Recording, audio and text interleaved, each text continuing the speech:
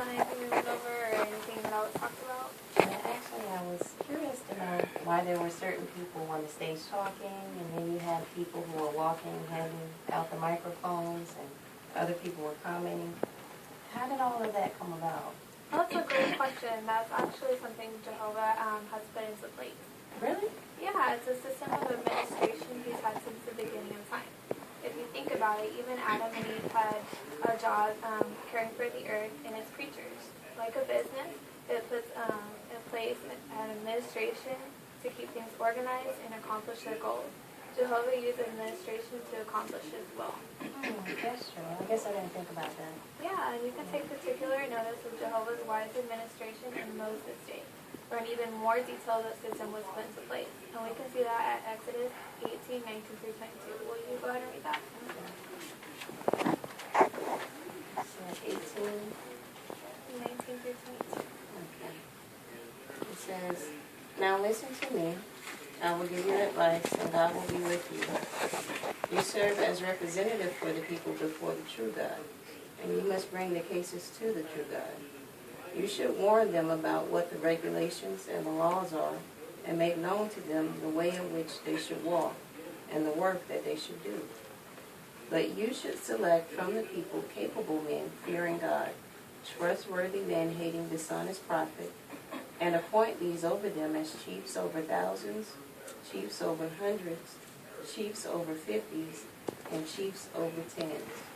They should judge the people when cases arise, and they will bring every difficult case to you, but every minor case they will decide.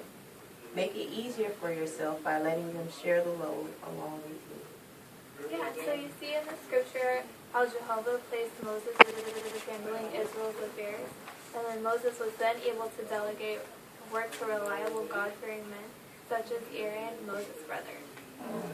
I'm sure it would have taken a lot of reliable people to take care of so many of those in the wilderness. Exactly. And you know what, Arnita? An even more complex example of administration was developed under King David's reign. And we can take notice of that at 1 Chronicles 23, 1 through 5.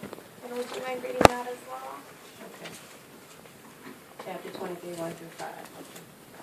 It says, "When David had grown old and was near the end of his life, he made his son Solomon king over Israel. He then gathered all the princes of Israel, the priests, and the Levites. The Levites who were 30 years old and up were numbered. Their number, their head count, man by man, was 38,000. Of these, 24,000 served as supervisors over the work of Jehovah's house, and there were 6,000 officers and judges.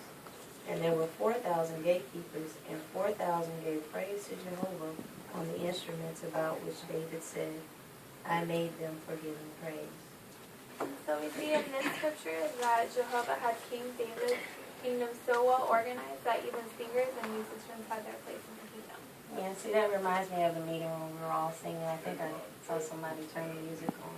Yeah, and in the congregation today, Jehovah has delegated work to reliable, God-fearing men, and by means of his incomparably wise administration, his way of handling things was able to care for thousands in Moses' day and millions today.